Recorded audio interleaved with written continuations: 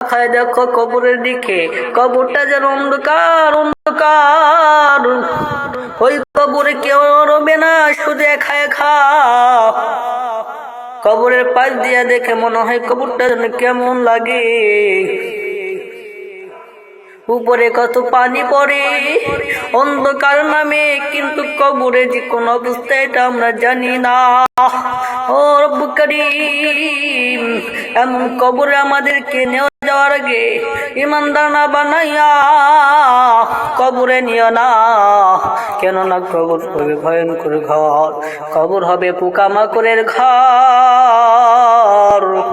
ও দুনিয়ার বান্দারা, ও দুনিয়ার গোলামেরা, একবার তাকা দেখ। তোমার বাবা তো দুনিয়াতে ছিল কিন্তু এখন নেই, তোমার দাদা তো দুনিয়াতে ছিল, তারা তো আর এখন নাই। তারা তো অন্ধকার গহীন কবর চলে গেছে, তারা তো কখনো ফিরে আসবে না। তুমিও তো চলে যাবা, এভাবে সিরিয়ালে সিরিয়ালে চলে যাবে, কেউ তো ফিরে আসবে না। কিয়ামত পর্যন্ত ওই মাটির কবরে শুয়ে থাকতে হবে।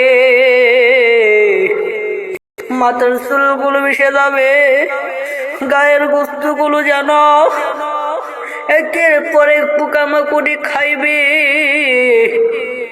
আর হাড্ডিগুলো যেন হাড্ডি মাংসগুলো যেন শুনে যাবে, মাটি খেয়ে ঠোল্লা বানিয়ে দেবে।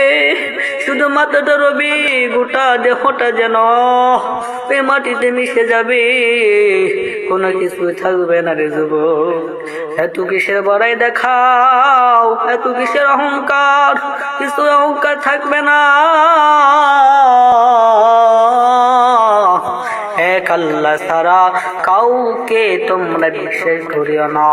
এই দুনিয়াতে কেউ থাকবে না, দুনিয়াতে কেউ নাই। যারা আছে কাল আছে, আজ তুমি মরে গেলে আর কেউ থাকবে না।